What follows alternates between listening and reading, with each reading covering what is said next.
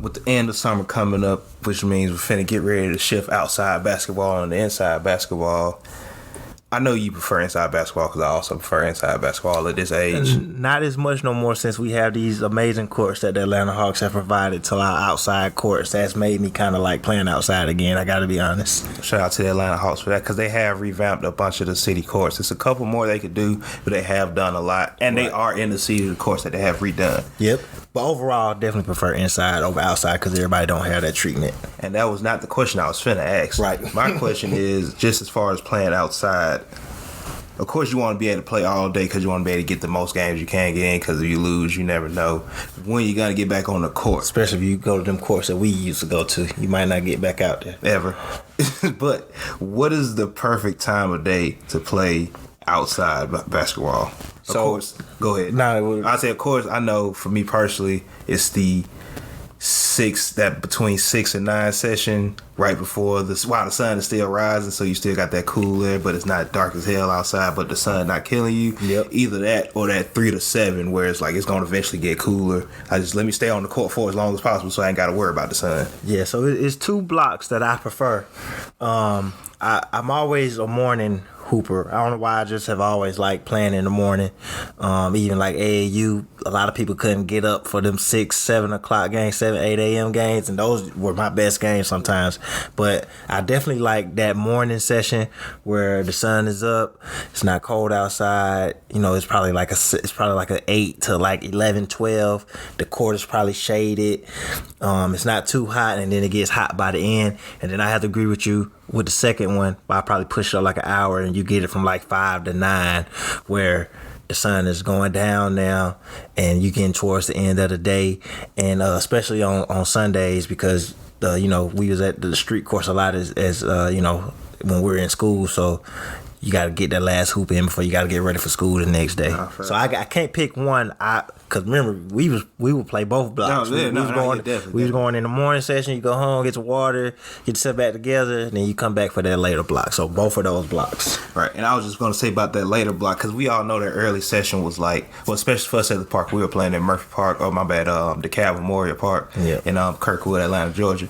Zone 6. Shout out to us, Eastside Worldwide. But that 6, like say that early morning session was like that private session. Like OGs, invite only. You had to be invited. Yep. Like you couldn't even necessarily you couldn't invite me. I couldn't invite you, even though we brothers. Like they had to invite both of us because how do you even know we playing right now? Who told you about this? Mm-hmm. But that say that 3 to 9, that 3 to 7 or 5 to 9 block was always the favorite window because that's when the park is full. Yeah, everybody there. People out. Somebody you might have seen at 12, like y'all gonna be at the park, he gonna be there. He ain't gonna get there super late, right? But he gonna get there when y'all already into it. And it was just the energy that it came with. And I know one time when I think we might have still been in school. I might have just graduated, but we brought some of the homies up there, and they were young. They was all. I know for a fact they were 2 years younger than me, so they were a year younger than you. Yeah. And a couple of them had been up there with us before, so they knew what the energy was like up there. But they hadn't been up there when the energy was like people sitting on the gates because we didn't have like benches and chairs and nothing to sit on. So you on the sideline. So of course you got the one spot where everybody sit at that's close to the parking lot, and then you got the other side by the gate. And it was this one dude. He was 6'6", 6'7" at least. Yeah, of course he's the center for the school team. We didn't play. He didn't play on our team. He transferred year after. Right. Like I say, he was 2 years below me anyway, so I would have graduated when he played. And everybody's out there. Oh, they brought Big Tim Duncan up here. Tim Duncan, like, okay. I don't remember what the first play was, but he was thrown out of the game as soon as the game started. And when you OG's got in his head quick. And it's like, okay, we play for the team, so we used to playing in front of crowds. But what's the real difference in between those two crowds? That park where it's OGs and people from the neighborhood, and that high school crowd that's, you don't even know these people for real. Right, and I think the difference are when you play at the end of the day, when you play school ball, it's gonna be some boundaries there. The referee's gonna protect you. Your coach is gonna have your back. But when you out there and you got the OGs out there and anything goes pretty much, and they weren't even like being physical. Yeah. They weren't even being physical or trying to hurt them. It was nothing like that. It was just from the trash talk from the instant that they got on the court to take him out the game. And it's funny that you mentioned he wasn't the only player taking out the game on our team. We weren't taking out the game. Exactly. He wasn't the only player taking out the game. He wasn't at all. And it's funny you mentioned like, because you really got your respect at the later session, because like I said, everybody's gonna be out there, the park is full, and that's when you get a chance to kind of show yourself. And then I can remember, especially when we went up there when we was younger, but when we started making our return up there, and we just had that one day where we went crazy, and the OGs pulled us to the side like, hey, we be up here at this time, come play, or whatever. And when you get up there, I'm probably 15, 16, which means you're 16, 17, and everyone's up there 30 plus. And they don't care. We invited you to come out here to play. You can't call no fouls because they're not gonna give them to you. Not that first day anyway. Yeah, like, you gotta earn your respect out there. And I can remember us, coming out there, and then it used to be our other homeboy, shout out Stacks, Brandon Stacks. He earned his respect up there too, and he would be up there with us occasionally. Only reason he wouldn't make that morning block because he wasn't waking up that early. Yeah, he wasn't getting up that early. He already got up early for the Saturday hoop session, but the intensity is different because it's crazy. Both crowds are crazy because the morning crowd is just the OG, so it's quiet out there, but it's just you and the court, focus, right? Yeah, and they're really gonna talk to you. They're gonna talk trash to you. They're gonna play physical with you. Never try to hurt you, which I always respect about them. Dudes will get physical with you, but nobody try to do nothing to hurt you at all. We just getting physical because we hooping, and so they'll push you around a little bit to see if you gonna fold or not because we kids and they adults. And then you go to that later session though, and those same adults will be there, but now just imagine, no cap, you can remember we used to go up there and the park would be full, parking lots would be full, cars lined up on the side, somebody's barbecuing, people on the playground. And even though it's two courts, one of the courts was always shorter, so it was one designated court. That's why we say if you lose, you may not play again, because on the other court, one of the courts was too short. So one of the rounds was 8 by 8 feet. Yeah, the other one was like 10 and a half. You're right. So we wasn't playing on that one. So you go from in the morning where they kind of physically harassing you, not trying to hurt you, but physically harassing you. And then in the afternoon, they being physical with you. And now you got the hecklers on the side. I'll say this, playing at Murphy Park made it easier for me when I really got thrown into the trenches of varsity basketball. And now we playing Flowery Branch on the road, we playing Chamblee on the road, and their crowds are heckling, and I'm like, this ain't nothing. This ain't nothing if you see what we see every weekend. So it definitely was real. Definitely. And with that being said, I'm John W. Fresh X. And this is the Hoopers Pod. Real quick. I'm glad you brought that up though, because I don't know who posted it, and I always hate when I talk about what other people posted, and I can't remember their names, but it is what it is. But somebody posted how, that's how you learned the game back then. It wasn't nowadays. It's scheduled meetings with your trainer. Even at 7, 8 years old, schedule meeting with your trainer, schedule workouts and stuff like that. But our workout was, are you good enough to play? All right, you good enough to play in this session. Now, you really good? All right, come play with us in the morning. And that's how you kind of learned the game for real. And if you weren't good, they were going to tell you to go to the other court. And you wasn't going to play again on that court until you proved yourself for real. They'll really make you stay on that other court until maybe one of your big homies came and now you want to, right, so you want to tell them. But you wasn't getting not if you lost, if everybody's going to lose there. But if you folded, calling out of fouls, crying, just stuff like that, they won't let you play no more. And I just wanted to get intros in before we got way too deep into it. Yeah. But I did want to bring that point up because I remember at one point it got to the point where we could pick our own, and we weren't necessarily waiting for somebody else to pick us up. Like, all right, I hope they don't, he picked me up and they gonna play like this, with that, and the third. It got to the point where even though we were the younger players on the court, it's like our squad got respect for sure. Right, our squad got respect because me and you. Shout out Emil, Javaris, Greg. And I wasn't even talking about that squad. I was talking about. You definitely shot them out first. Like, that's the Eastside Worldwide. Them our homies. That's who we was time to go and time to win 5-6 games in a row on a Sunday or a Saturday. We made sure those other 3 players with us, and that's Emil, Javaris, and Greg. But just as far as getting those, like I say, those middle schoolers, and I know it's crazy because, like you say, we 16, 17. What right do we have to put the next, even though that is what we're supposed to do with basketball, with because we consider even playing at the Parker Brotherhood when it comes to basketball. Yeah, it was. But you could tell those incoming freshmen that didn't want to get on the court with those 30-year-old grown men because it's like, I'm nervous. Like, if I don't play, like you say, if you don't play now and they see that you're nervous, you doubling, traveling, you're not going to play again. So exactly. I know he's scared. He ain't ready to play. He doubling, he traveling. Like, in the middle of the game, they're going to kick you They'll off kick the you team. out, yeah, like, for real. In the middle of the game. So I just, like, especially me, like I said, I'm not that much older than you, but like when I would see those kids, them incoming high school kids coming up there, it's like, them OGs ain't gonna play with them. Like, nope. So I kind of felt like that was my responsibility as well. Like, let me make sure they right. So when they get on the court, I remember shout out to Yeedy. I don't know what his actual name. I don't know what his whole name is, but Yeedy, I remember, long lanky kid, nervous. He wouldn't dunk at all. He was kind of scared to dribble. He was, and I wouldn't even be aggressive at all. No, yeah, just scared to be aggressive at all. And I know I had him for like 2 months just playing on my team. Not even really training or working out nothing, like just be on my team, bro. Cause I'm gonna feed you the ball. He was up there dunking on these dudes. Like that's the only way you gonna play for real. Like you have to dunk on them. Like not literally dunk on them, but you have to dunk on them. Like you gotta show them you're not scared.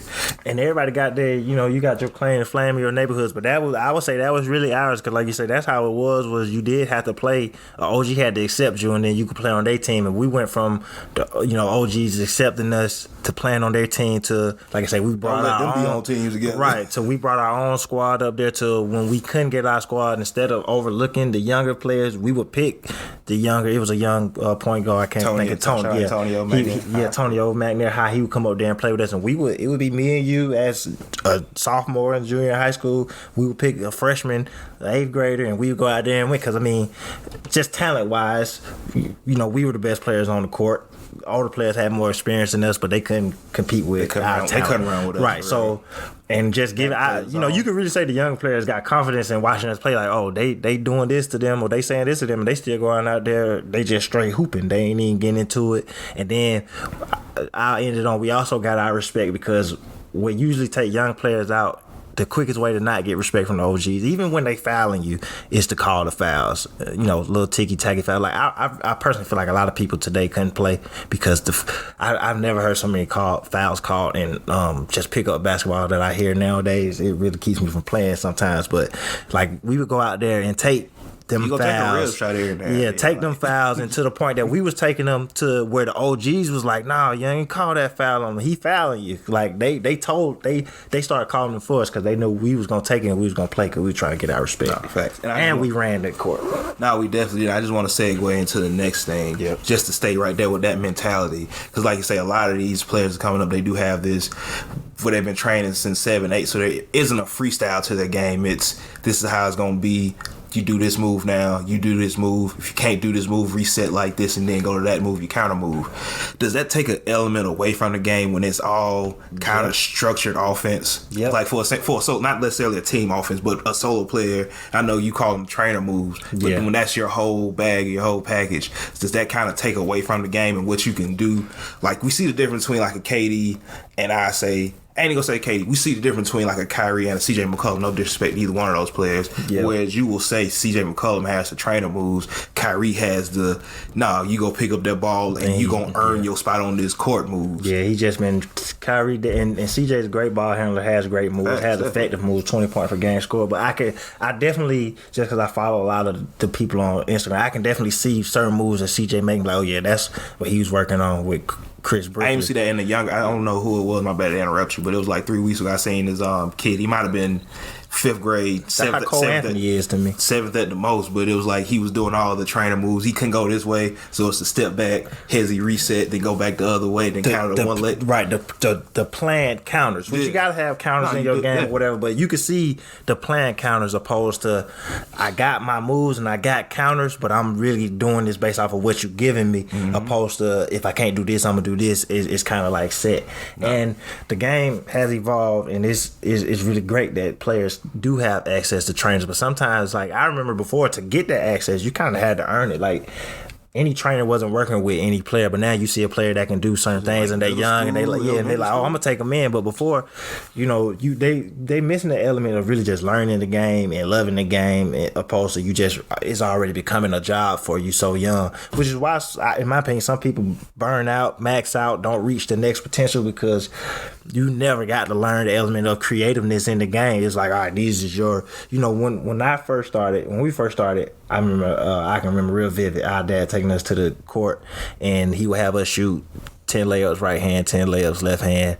Then we would shoot 10 free throws, and then we would just play after that. He gave us some set stuff to know the basics, but we weren't really out there, all right, 2 dribbles, hit the cone, hezzy, like we wasn't doing that. We was trying to learn the game and learn how to play in real time, right, opposed to just one of the later down the line. One of the best lessons I ever learned was from Lou Williams. Shout out to Lou, because Lou was a dude that I know for sure. I ain't ashamed to say he definitely was a dude I looked up to in 9th grade. That was the senior, playing on a national level, number 1 player in the country, and he's not 7 feet.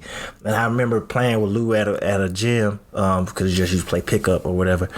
And I remember him saying he don't work out with cones because he's like, ain't no cones on the court. That's not how it's gonna work. Or how some people put the chairs out there. Mm-hmm. So like, even though there's some structured stuff you do, he always kept the freestyle element in it too. Because like, you're not playing against Cone. That's gonna be a 6'6" defender. It's gonna be a 6'1" defender. His arms are gonna be up. He gonna be doing this or that. So that was something I took from Lou, and I feel like that's what everybody's doing now. They playing cones, and that's why when you take away a lot of these people moves, it'd be kind of easier to shut them down. No, yeah, I definitely agree with that, and I agree. Like I say, just having that extra element, and just to get into high school / college real quick, which, like I said, I ain't been ingrained in high school recruiting in a minute because I just just so far away from it, honestly. Right, yeah. But I know a player you like to bring up, DJ Wagner, DeJuan Wagner's son, and when I do see the stuff I have seen from him, he does have that element of, this, I learned to play the game. This move not gonna work. Boom, here go my counter ready. But it's not like I'm not already thinking about the counter. Like, I'm hoping this move work first, so I don't have to go to the counter because I don't want to pull that counter out. Yeah. And do you see many players like that, even just like the local high school players that you see at coming, playing pickup with at the gym, or who you might see film on? Honestly, not really, because I think shout out to DJ Wagner and DeJuan Wagner. DeJuan was one of my favorite players to watch. Like, I thought he would have had a real successful career if he didn't get hurt. But you could look at DJ Wagner. There's a few players out there you can look at like that, and you could tell their counter moves aren't made through training but through playing. And when I say that, I mean, like, the way we got better was, all right, you 10 years old, you're gonna play 10 and under, you're gonna play 12 and under, and you might play 14 and under. And then you got those just pickups where you playing with older people. So you're learning counters based off of, he's too tall, so let me figure out another way to do this. Right. Or he's stronger than me, let me figure out another way to do this, opposed to, like I just said, I don't want to kill the cone workouts, because you got to work out how you work out, and cones do help present angles in the game. Yeah, right, yeah, it present angles in the game. You don't want to just be running in circles, and it's a game of angles. But the real element of it helps you figure out your counters in real life, in real time. So I just feel like it just helps your game a little better that way. No, definitely. And there's no disrespect to any trainer out there, because a lot of y'all do great jobs with how y'all train NBA players and the younger kids, like even down to elementary school. Definitely a lot of good trainers out there. There are a lot of bum trainers out there as well. Like, I'm not a trainer myself, so I'm not going to disrespect nobody's career or what they do, but I have seen some videos, and y'all do be having these kids doing some nonsense for real. Yeah. Like, absolute nonsense. Or just even, when they trying to give people certain player moves and stuff like that, and it's like, it's not as simple as saying, all right, we're gonna do the just to throw something out there, we're gonna do the James Harden step back. Like, everybody can't do the James Harden step back, but you could teach them a step back, and then now you figure out how that works for you as far as getting them shots off. I mean, if I'm a right-handed player, what can I do with the James Harden step back? He's left-handed, he's going at a whole nother angle, but that's kind of how it is for certain trainers. There's really great trainers out there, like Chris Brinkley is a great trainer. I personally love Rico Hines. I personally love Phil Handy. I like Chris Johnson down in Miami. Shout out to Lethal Shooter to get your shooting right. Shout out to his name is can't think of his last name, but call him Trainer Key on IG. That's Kier Jordan. Shout out to him. That's Anthony Edwards' trainer. He worked with Lonzo. He do a lot of pro runs out here. He under the radar trainer. I just know him because he worked with people in the city, from the city. So, but it's definitely some great trainers out there. But then it's definitely some people that's basketball's in high demand. These contracts is going up.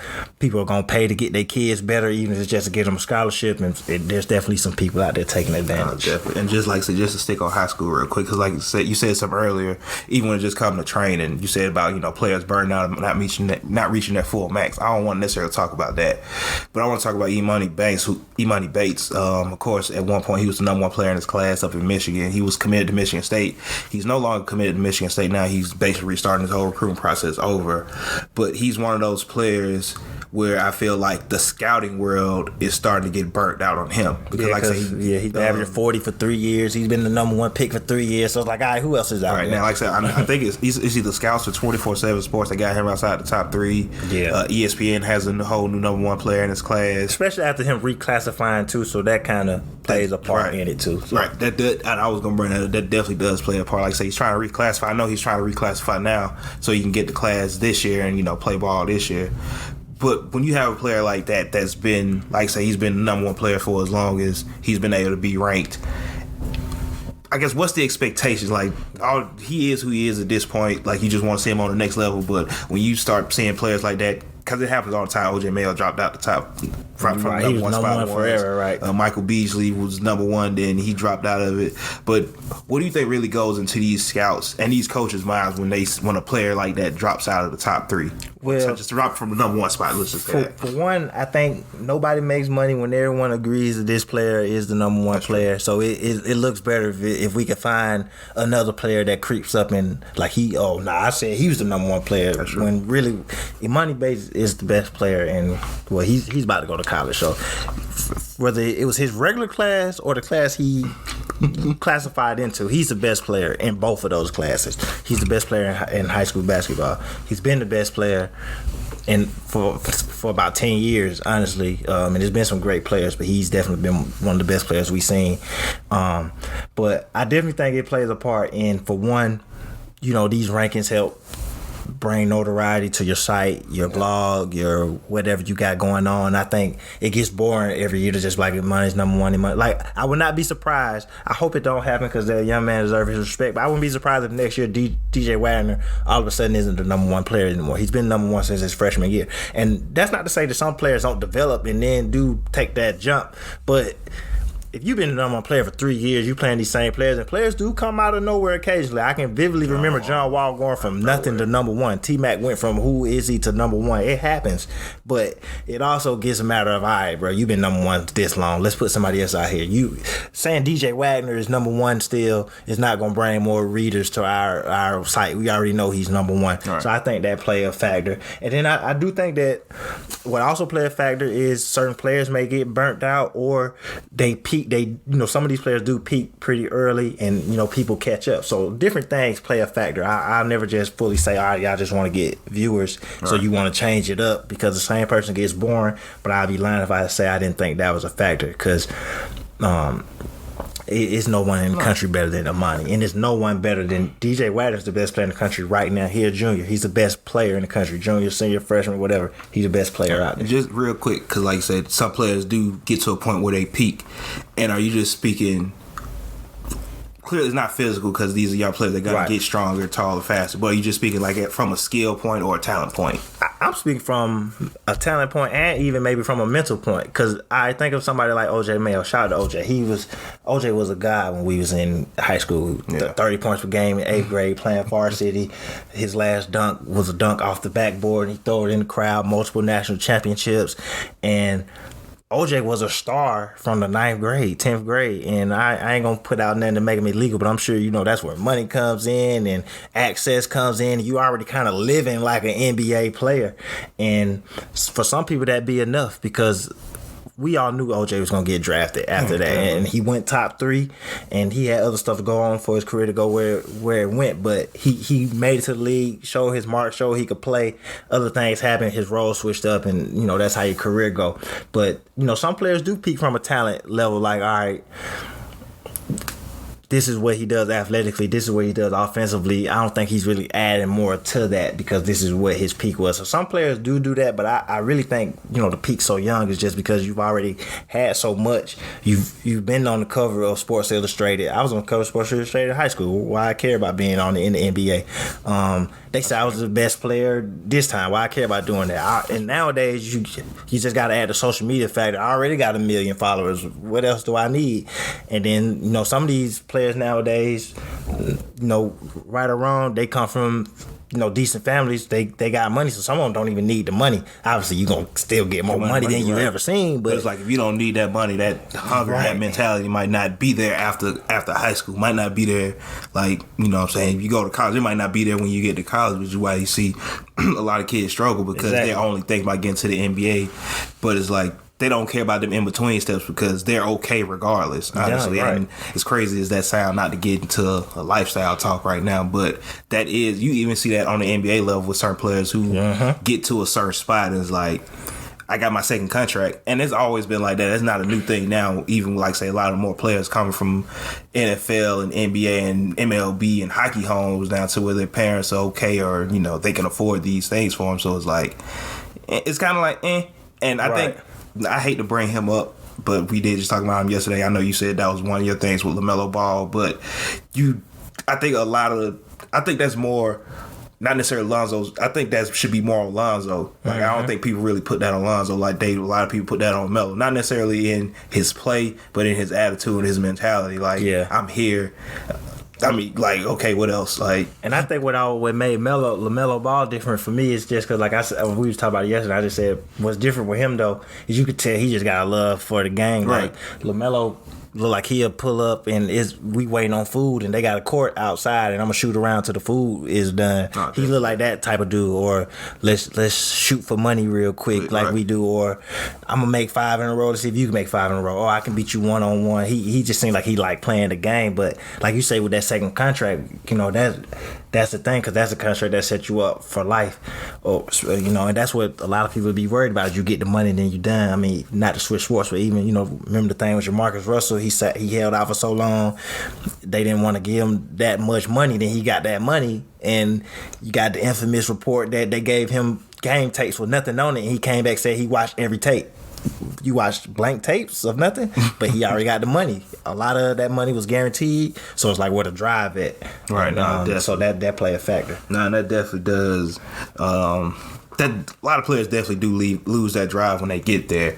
But I want to switch topics. I want to get to the NBA. Not even necessarily the NBA, but just NBA Twitter, because I know it's something that happens a lot. I've seen at least 6 different accounts. It wasn't like, they were more like meme accounts. It wasn't necessarily those like real NBA Twitter accounts was really giving you things, whether it's an analytical stuff or just opinionated stuff. It was because first it started with the Steph Curry when Steph can't shoot deep threes because of course Kenny Smith earlier in the year said that Steph can't shoot them like Dame. Which what Kenny was just saying, he can't shoot them off the dribble like Dame. Not he couldn't shoot them. Right. But that was still, you still shouldn't say that. Still wrong. But yeah. And then I want to say it was yesterday afternoon. At some point, somebody put out. No, it was yesterday morning. Somebody, like 2 or 3 accounts, put out the Kyrie can't dribble, and then, of course they just wanted to put up his highlights. And then somebody had, I don't know if the quote is real, so I'm not gonna say that the quote is real, but it had Kendrick Perkins quoted as saying, Kyrie can't handle the ball at an elite level. And of course this is probably something, because of course it just had the picture of Kendrick Perkins and then like the spot where the quote should be at. So anybody, you can go and Photoshop and edit that and put it in thing there. And then I seen one later in the afternoon. It was who said Westbrook can't dunk, and it was like, I get it. These things do bring traction to your page because you're basically just showing off the highlights from these players, and it's just getting people, because of course you're gonna have those people who just gonna quote tweet like, oh, who said that? Like, who said Westbrook can't dunk? And when you get to that level, that's like the worst type of trolling, honestly. It's crazy that it happened so much yesterday, and it was kind of unprovoked. Yeah, like there was nothing for it. Like I said, it was like, I know I seen the one Steph account, but I seen like 3 or 4 people do it for Kyrie. Like, y'all ain't got, every time y'all don't have to do. It's like once you do it for one player, somebody else got to do it for another player, and it's always the same kind of list of players. It's always go from Steph to Kyrie to Westbrook, and it's just always weird to me. But I do want to say, I want to say it was no layups. He had a very, I ain't gonna say it's a wrong opinion, but he had an opinion I know a lot of people wouldn't agree with. I think it was no layups. I'm pretty sure it was him because he usually always says some smart stuff. But it was somebody put up either he put up a video of Kobe or somebody else put up a video of Kobe, and he was basically like, the greatest one-on-one ISO scorer ever. Not the best scorer ever, but just that. The greatest one-on-one ISO scorer. How do you feel about that statement? I think he's in the conversation. I don't think it is Kobe, but it wouldn't be wrong because Kobe can score at every level, so that matters. He can dribble. He can score out the dribble, catch and shoot, post up, mid-range, three. So I don't think it's the wrong answer is Kobe. If you chose Kobe, I wouldn't be upset with that, but I don't think it's like, oh yeah, Kobe easily. No, you're right there. But I wouldn't be surprised if we did a poll and 10 players was chosen and Kobe was top 4 out of the players chosen. Like I said, this wasn't nothing that I disagree with or thought was just outlandish. This is one of them things that, it's like I say, because it's just that style of scoring, like ISO, not necessarily team scoring overall. And I know a lot of people will say Jordan, some people will say KD, but I think when they speak on like KD in that instance is more of the talent and the skill that he has with it, and not necessarily the production that you're gonna see. Even though you're gonna see the production, like I say, Kobe could shoot from the 3 mid-range post up. He had a counter. He not only did have a counter to his crossover, but he would have a counter over to his shots as well. Like shot you would face see, and shot face, everything. So, do you see a player like that now? I know not necessarily that's Kobe-ish, but a player that has that type of offensive game to where they have counters for their counters. Right. And it's funny, real quick, with the KD, why I've seen why some people don't think he's the best scorer ever. Or it's because of his 50-point games. I think KD has, I'm going to be way wrong with this number. He has like 5 50-point games. I thought 5 or 6. 5 or 6. So it's not a lot. So they like, that's the knock against him. But as far as current players in the NBA that I see that's just like a scorer like that, you got counters for everything. The closest in the league would be, I would say, the typical players, KD. After KD, a player that I just think could score no matter what you did to him, what you took away, he's going to have a counter for that. All 3 levels, plus free throw line, so 4 levels. After KD, I don't really know. Because like people who come to mind, I think Jason Tatum, but I think he still got a long way to go with his mid range and his post game scoring. I like him further from the rim than I do closer to the rim. Yeah. Melo's an older player. Melo's older, so yeah, I wouldn't put him there no more. I think Steph just being smaller, he's gonna lack with. Even though he scores at he has a good percentage inside, but obviously he's not gonna hit you with too many post moves. Right. Would you say Kyrie because he is a smaller player that will post up at his position? I was gonna say if we're gonna ISO score, it probably would be Kyrie because Kyrie plays really well out of the post. He's clearly he's a good shooter. He's good off the dribble. He can play pick and roll. He can come off screens. So taking KD out of the conversation, I think Kyrie probably would be the next closer because even I think of someone like James Harden who has scoring titles, I still don't think he's I don't want to say he's not a multi-dimensional scorer because he can shoot and he can put it on the dribble. He can dribble and score, but like James isn't posting people up. He really left a lot of his mid-range game once Houston went to 3 or layup, so you don't see him in the mid-range as much, and maybe that'll change over the next year or so, but I can't give him that right now. So I would say if somebody just got everything, it would have to be for me Kyrie. That's fair. Kyrie, and then honestly, I probably would get into somebody like Joel Embiid, go big, because Joel can shoot in mid-ranges. He can shoot the 3. He got the post game. He even has a little bit off the dribble, but just probably not as much as you would like it, which is why I would say Kyrie is better in the post than Joel is off the dribble, so I would give it to Kyrie. Do you see any like young players like that, like these 4 these rookies through 5 years in the league right now? Maybe Donovan Mitchell. Maybe Donovan Mitchell. Nobody else I see is just like buckets like that. Donovan Mitchell, a guy who might never win a scoring title, but I think he could if he really wanted to. Right. Because he really good on the dribble, really good shooting mechanics, catch and shoot, athletic. The only thing he may be missing it, I can't think of too many times I've seen him post people up and score, but I wouldn't be surprised if he had that in his game. So as far as the younger players, and I'm completely forgetting Luka. Luka, I would have to put him right there too. But Luka's scoring is mainly because he's ball dominant though. If you want to see him do some if Luka had to play off the ball, I don't think he would score as much. No, that's definitely fair. I definitely agree with that. I be want to throw Devin Booker in there, but it's because of his age and not necessarily how long he's been in the league. Mm-hmm. And when you really sit and think about it, he's been in the league a while. He's just still super young, even for players being young in the league now. But I would also throw Devin Booker is one of those players I would throw in just age-wise because I think he's like 6-7 years in the league. He's about 6-7 years. He's only like 22, 23. Yeah, he's like super young for his experience. In the league, there's nothing wrong with that. It just means you get to play. He gets to play in the league a little bit longer. But like I said, we just had a new draft class of players come in. Sacramento Kings won the NBA Summer League, led by Davion Mitchell, who I know a lot of people are high on. I just want to get into him real quick. I don't even want to get into nothing extra, but every 2 years he wins some type of championship. He has won some type of championship at least every 2 years in like a 2-year span. So at 14 he won the AAU championship. At 16 he won state. At 18 he won the SEC championship at Auburn. At 20 he won the national championship with Baylor, and then now he just won this championship with the Summer League championship with the Sacramento Kings. Clearly the Sacramento Kings aren't going to win the NBA championship anytime soon. Right. But when you have a player like that who, regardless if he's the main player or not, he clearly helps bring an extra step in to help the team get to the next level to win. How much does that help change the play? And not even just from Davion Mitchell to Sacramento, but just in general, because we have seen players like that coming to the league for a long time. Magic Johnson came in off a championship. Mm-hmm. Carmelo came in off a championship. I know Magic Johnson was his situation was different because the Lakers was an injured Kareem away from a good season. But how do you think that really affects play, especially as a young player? Do you think they can?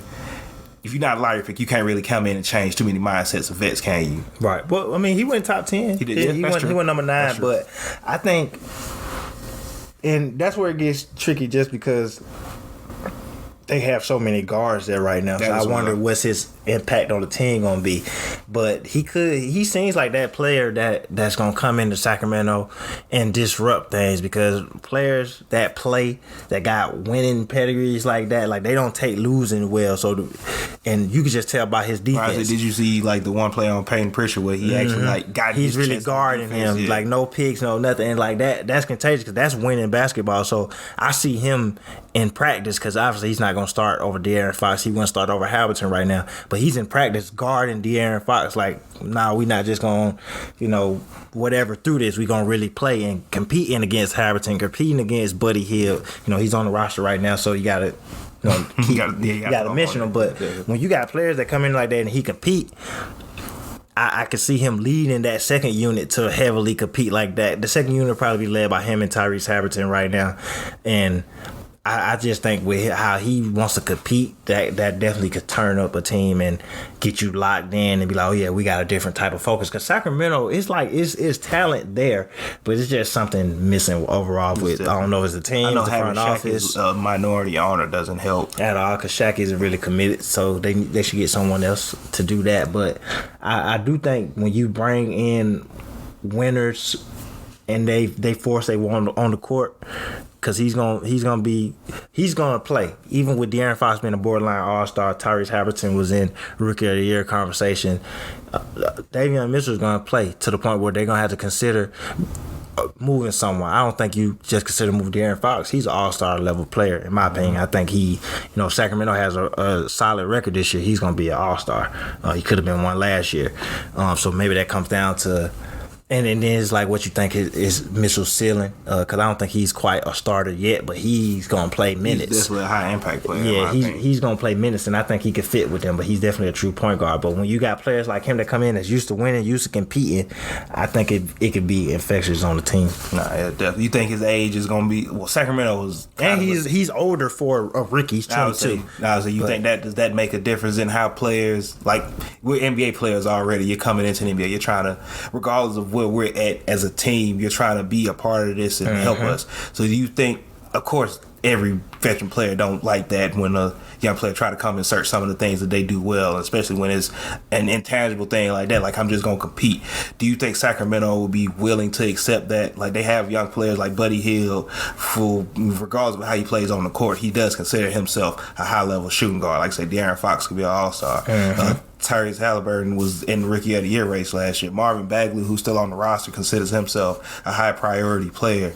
Do you think those players will be willing to let Davion Mitchell's personality and competitiveness come in and add that extra to the team without it being a problem early on? I think if they got the right GMs, it won't matter, because when you got a player like that come in and shake it up and players push back, they know that you're not about winning, and that's who you're going to see get moved. No, that's fair. And I think that's what's going to help them. I think they're going to be, because you still got Luke Walton, and Luke Walton's been a winner his whole career. He won at UCLA, didn't win the championship, but he won at UCLA. He won at Arizona. He won with the Lakers 2 championships. He's part of the Golden State run, so he's used to winning. So I think adding winning players, he's not going to be shy about playing him. So no, that's fair. I think players that kind of get upset with that or they got a problem, I think that's what we're going to see get moved out, because Sacramento going to have to start giving up players, or they're going to have to start trying to win, because you got some players on there that want to win. No, yeah, you definitely do. And just speaking of, just stick with the NBA real quick. We just seen the NBA schedule come out. TV games and all. Of course, the big talk has been Denver not having a Christmas game because, of course, they have the MVP, and you would expect the MVP to get that game. But then there's been teams, I know, of course, every fan base thinks their team deserves more games on national TV. Exactly. Of course, Detroit is one of those teams who seems to be a young, promising roster. They just had no one draft pick with Cade Cunningham, and they have one national TV game. And I seen somebody was kind of upset about that. Not just Detroit, but any team in that situation where Detroit hasn't really been a marquee team over the last 5 or 6 years for real. Right. And now we're trying to build this team. Cade Cunningham and Jeremy Grant might be the 2 biggest names on this team. Definitely. Sadiq Bey, who is, if you're ingrained in NBA, you know who Sadiq Bey is. Killian Hayes, who was the lottery pick last year. They have a lot of those players where you have to really pay attention to that team. But when you see fan bases complain about teams like that not getting more national TV games, does it bother you? Because has Detroit earned those games? Honestly, and you got to know, with those national TV games, part of it is going to be about marketing and about how good the team is supposed to be. And even though K was pretty much the consensus number one, some people tried to fight it, some people tried to act this person could have went number one or this person is the number one pick. K has been number one pick since last year, since the season started. But even with that said, and people knowing he's probably the best player right now, the most talented player, the number one pick, he still didn't come in with the hype of because people are coming off the tail of Zion, and Zion getting all these games, but Zion came in with some of the most hype we've seen since LeBron. Million followers on all his social medias, millions of views on YouTube. So that's like a money grab for the NBA. I mean, just look at the shoe deal that Zion signed. That says that he's gonna be on TV. Certain teams are always gonna get overlooked for other teams. The Knicks get better, they're gonna get more TV games. The Warriors have Steph Curry out there, they're gonna have TV games. The Lakers are the Lakers, they're gonna have TV games. So I do think Jokic should have gotten a Christmas game, because Denver has played on Christmas the last few years, so it's weird for him not to be on Christmas after he wins the MVP. But they clearly prioritize replacing that spot with Dallas, because Dallas is in and out of it sometimes, but Luka being an up-and-coming star. So that's when I just feel like some of the finances come in. But when I think people think their teams overall deserve a spot, especially younger teams, Detroit don't deserve no national TV games. Y'all should be happy with the one, right? Yeah, they don't deserve any. I think the Pistons could have gotten, not the Pistons, but like I said, I think the Nuggets could have gotten a few more. And obviously I think some teams are going to get too many. New Orleans still has too many national TV games, but I'm not surprised that the Warriors have multiple games. The Warriors are probably the most, after the Lakers, because of the history of the Lakers, the Knicks, the history of the Knicks, the Warriors are the most popular team in the NBA. Especially right now. Yeah, even still right now. So the only teams that are on their level of popularity of teams that have this history of popularity, history of these major fan bases, the Knicks have probably the biggest fan base in the NBA.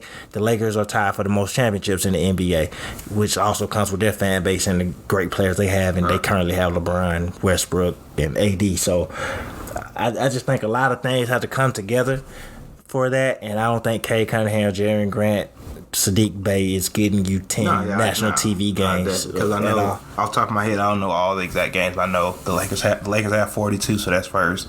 I think Brooklyn got like 39. Yeah. That's second. And I think that's KD, Kyrie, James Harden, Brooklyn, New York. And I'm pretty sure Golden State is right behind it. They're probably close to that 30-35 range. Yeah. And like I said, first and foremost, I don't think if you didn't do anything that previous year, you don't have that player, you don't deserve so many TV games. First and foremost, you definitely don't deserve marquee games. Right. But Denver should have definitely had a Christmas game. Like they do have the opening night ESPN game, which I kind of figured they would, because I feel like ESPN is a better draw for a team like Denver than TNT is. Because shout out to Shaq and Charles Barkley and all those guys, but I don't think they really put the type of respect on foreign players' names, especially that didn't play any basketball in America. Right. That Jokic deserves his night, and I think and ESPN is always just a bigger night to me. Honest, I feel like ESPN is the bigger, like ESPN and ABC are always the bigger games to me, in my personal opinion, than TNT. Yeah, TNT just comes with having Shaq them there, and people wanted to see them. But